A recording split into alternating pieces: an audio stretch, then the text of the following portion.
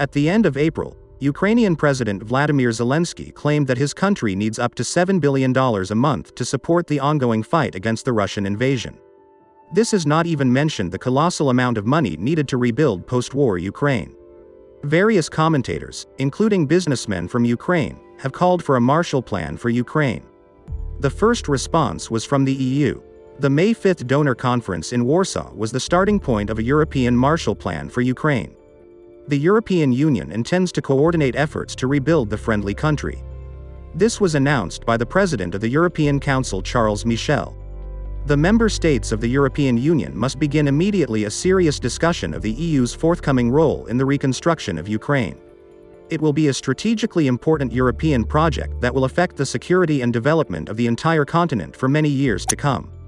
It is crucial to adopt an effective, flexible and transparent format that can replicate the historic success of the Marshall Plan. The day before, the Polish Prime Minister said that the EU should offer its Marshall Plan to rebuild Ukraine with the support of the richest countries of the Union. The reconstruction of Ukraine is expected to be one of the most complex and ambitious projects of the 21st century. The task faced by the countries requires a comprehensive approach.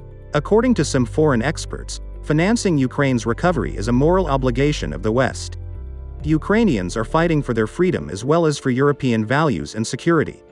Moreover, many European countries have made a lot of money doing business with Russia and are unwilling to sever ties with Moscow, despite the expansion of aggression by Putin's regime against Ukraine.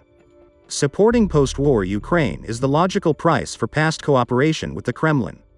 Also, several ideas on how the post-war reconstruction of Ukraine might be organized have begun to form in recent weeks. One idea might be to create a Ukrainian development agency that would be at least partially financed by reparations from the frozen assets of the Central Bank of Russia. The Energy Community Secretariat in Vienna has opened a fiduciary account to collect donations from EU stakeholders, with the distribution of funds to be determined by Ukrainian authorities. Meanwhile, the EU Council discussed the idea of an unnamed trust fund of solidarity with Ukraine.